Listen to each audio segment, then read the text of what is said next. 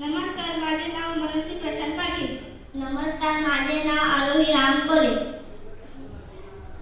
आमच्या प्रयोगाचे नाव आहे पृथ्वीवरील दिवस आणि रात्र. मी आहे पृथ्वी.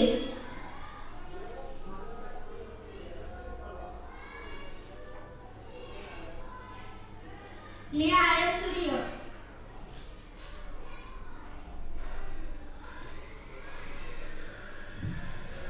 पृथ्वीचा जो भाग सूर्याकडे असतो तिथे दिवस असतो.